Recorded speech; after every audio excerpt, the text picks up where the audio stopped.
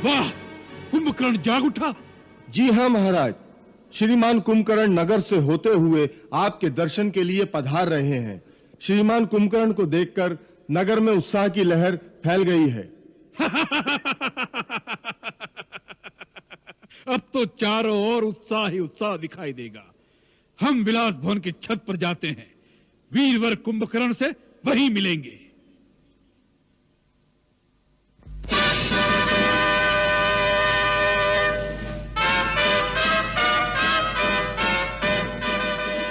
दीर्घायु भव।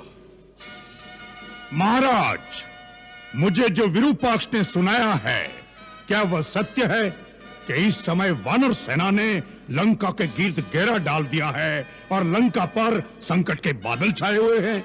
हाँ तात, इस समय लंका संकट में आ गई है, इसीलिए तुम्हें असमय में ही जगाया गया है, क्योंकि हम सब की आशा अब केवल तुम पर ही केंद्रित है। शत्रु ने अल्प समय में ही हमारे प्रमुख प्रमुख योद्धाओं को मार डाला है। जब तक समुद्र पार के दूसरे स्थानों से और राक्षस योद्धा सहायता के लिए नहीं आ जाते, तब तक इस बची खुची सेना से लंका की सुरक्षा करना बहुत कठिन दिखाई देता है। लंका का कोष भी खाली होने वाला है, इसलिए भी तुम्हारा युद्ध भूमि में जाना आवश्यक हो गया है। इंद्रजीत से कुछ नहीं हुआ? जब हम स्वयं राम से टक्कर नहीं ले सके, तो इंद्रजीत उसका सामना कैसे कर सकता था? इसलिए अभी तक हमने उसे युद्ध में नहीं भेजा है। आप स्वयं क्या रणभूमि में गए थे?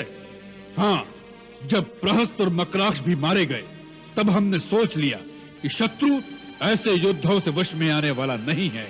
युद्ध लंबा होता जाएगा और लंका निवासियों का मनोबल दिन प्रतिदिन मंद होता जाएगा। इसलिए हमने निश्चय कर लिया कि हम स्वयं जाकर एक ही बार में शत्रु का समूल नाश कर दें। परंतु शत्रु इतना निर्बल नहीं निकला जितना हमने समझा था। उसने हमारे समस्त अस्त्रों को काटकर हमें निहत्था कर दिया। और सबसे बड़ी चोट तो उसने में तब पहुंचाई जब उसने उस अवस्था में हमारा वध नहीं किया। युद्ध में मरने से हमारी वीरता को दाग नहीं लगता, परंतु उसने हमें अपमानित करके वापस भेज दिया है। आज सारा संसार हम पर हंसता होगा, यहां तक कि सीता भी हमारा उपहास करेगी। अब हम कौन से गौरव के अहंकार को लेकर उसके सामने जाएंगे? कुंभकर्ण मेरे भाई, इसलिए भी तुम्हारा युद्ध भूमि में जाकर उन वानरों और मानवों का भक्षण करना आवश्यक हो गया है। आज राक्षस जाति की लाज तुम्हारे हाथ में है। तुम्हें रावण के अपमान का बदला लेना है राम से।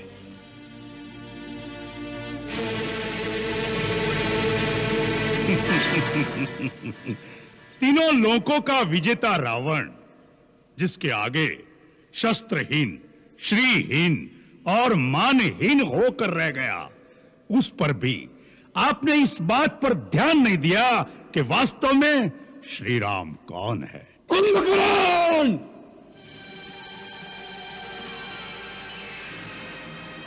शत्रु को श्री लगाकर संबोधित मत करो। महाराज, आंखें बंद कर लेने से सूर्य का प्रकाश लोप नहीं हो जाता। जो तीनों लोकों के स्वामी हैं, स्वयं श्रीमान नारायण हैं, उन्हें श्री राम ही कहना पड़ेगा। भैया, शायद आप ये भूल गए हैं कि श्री राम से कई पीढ़ियां पहले इक्ष्वाकु वंश के एक राजा ने आपको श्राप दिया था कि जब स्वयं श्रीमान नारायण हमारे कुल में अवतार लेंगे, तब वह उसी न रूप में आपका विनाश करेंगे। वो बात भी भूल गए जो नारद ने मुझे बताई थी कि विष्णु ने राक्षसों का नाश करने के लिए अयोध्यापति दशरथ के घर जन्म लिया है। भैया, ब्रह्मा की बात भी भूल गए, फिर भी आप महारानी सीता का हरण कर लाए, जो स्वयं लक्ष्मी का अवतार है। हमें अपनी बहन के अपमान का बदला लेना था। हमारे भाई के वध का प्रतिशोध क्या हमारा कर्तव्य नहीं था? तो उस कार्य को वीरों की भांति करते। चोरों की भांति एक स्त्री का हरण करके क्या आपका मस्तक गौरव से ऊंचा हो गया है? शूर्पणखा मेरी भी तो बहन थी। आज मुझे जिस प्रकार उठाया है, उस दिन यह हीन कार्य करने से पहले मुझे जगाते तो मैं आपको बताता कि प्रतिशोध कैसे लिया जाता है। राजा के लिए उचित ही नहीं, यह आवश्यक भी है कि वो हर महत्वपूर्ण कार्य अपने परम विद्वान और सच्चे हितैषी मंत्रियों के परामर्श से ही करे। राजा को चापलूसों और ऐसे स्वार्थी मंत्रियों की बातों में नहीं फंसना चाहिए जो अपना निजी हित और अर्थ स्वार्थ के लिए राजा के साथ अपने देश को भी शत्रु के हाथों बेच सकते हैं।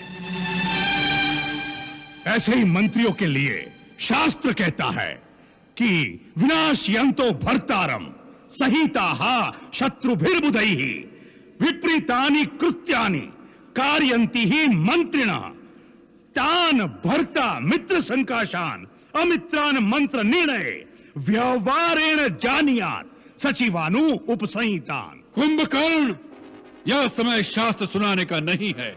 हर बात अपने अपने समय पर ठीक लगती है। यही तो मैं कहना चाहता हूं भैया कि आपने उचित समय पर उचित बात नहीं की। नीति कहती है कि पुरुष को धर्म, अर्थ और काम का सेवन उचित समय पर ही करना चाहिए। जैसे प्रातः काल धर्म का, मध्याह्न काल में अर्थ सेवन का और रात्रि में काम सेवन का विधान है।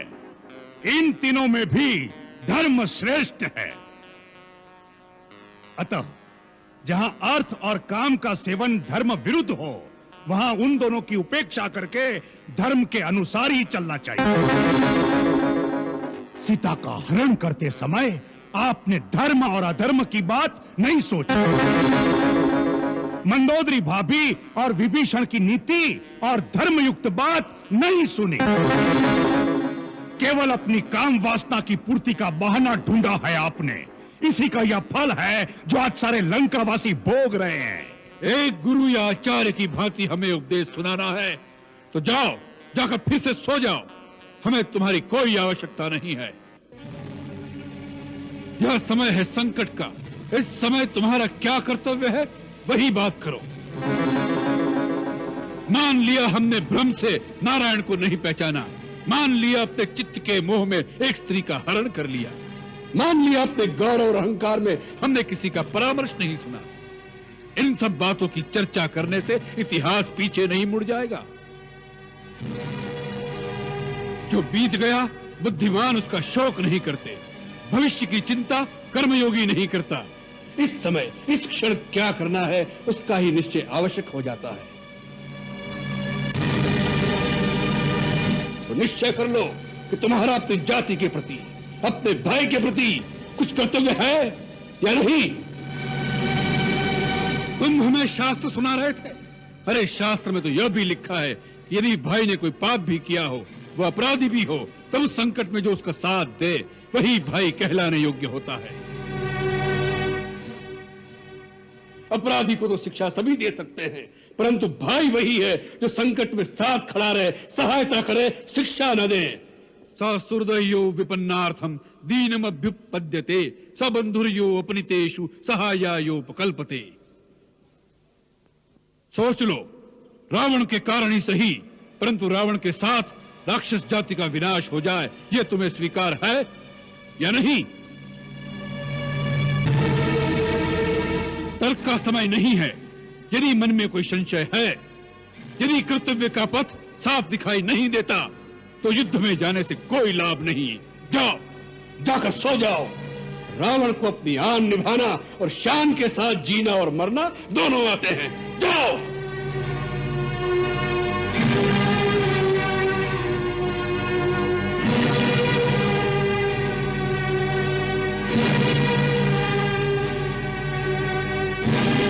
भैया, आपने मुझे ठीक प्रकार से समझा नहीं।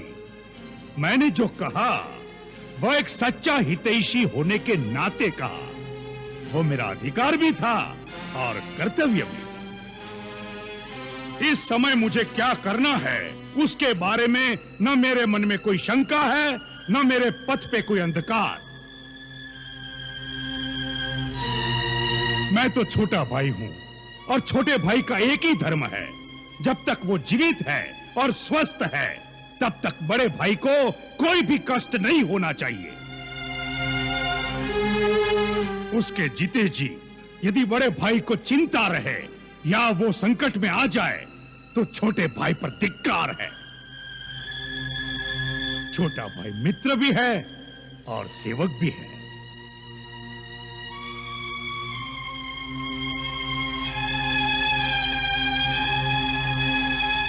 कुंभकर्ण, हमें तुम पर गर्व है। तुम राक्षस जाति की नाक हो। भैया, अब आप युद्ध की चिंता भूल जाइए। मैं आपको वचन देता हूं कि आज सूर्यास्त होने से पहले उस वनवासी राजकुमारों के मस्तक लंका की गली कूचों में से गेंद की भांति पैरों से लुढ़काता हुआ लेकर आऊंगा, ताकि जिनके प्यारे संबंधी इस युद्ध में मारे गए हैं, वह भी आकर उसे एक एक ठोकर मार सके। यदि मैं जीवित रहा तो आज रात को लंका में विजय का उत्सव होगा। परंतु क्या? परंतु भैया, सबकी बात सच निकली और वो सचमुच भगवान है, तो भी मैं पीठ नहीं दिखाऊंगा। अपने भाई की आन के लिए रणभूमि में लड़ता हुआ मर जाऊंगा, यह मेरा वचन है। मृत्यु की बात ही मन में क्यों लाते हो कुंभकर्ण? तुम अवश्य विजयी होगे। हम सेना नायक को आदेश देते हैं कि तुम्हारे साथ जाने के लिए चतुरंगी सेना तैयार की जाए। नहीं भैया, मुझे सेना की कोई आवश्यकता नहीं। रणभूमि में मैं अकेला ही जाऊंगा। मेरे हाथ में केवल शिव का त्रिशूल होगा। उनकी आधी सेना तो मेरे पांव के नीचे कुचल जाएगी। भैया, मुझे आज्ञा दीजिए और आशीर्वाद दीजिए कि मेरे कारण आपका गौरव और बढ़े। भैया, एक प्रार्थना करूं? कहो। यदि मैं रणभूमि में मारा गया तो समझ लेना फिर उन्हें कोई नहीं जीत सकता। तब श्री राम को भगवान मानकर उनकी शरण में चले जाइएगा, जिससे हमारा कुल समूल नष्ट होने से बच जाए और आपका राज अकंटक हो जाए।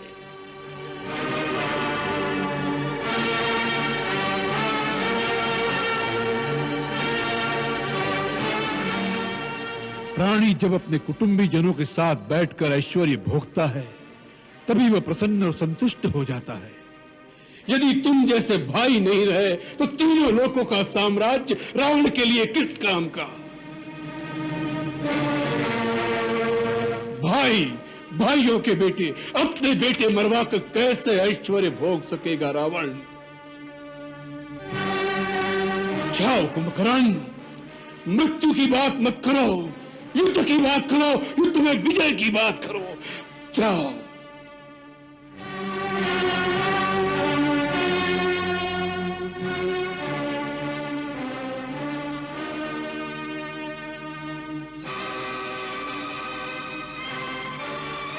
भैया, मुझे आशीर्वाद दीजिए।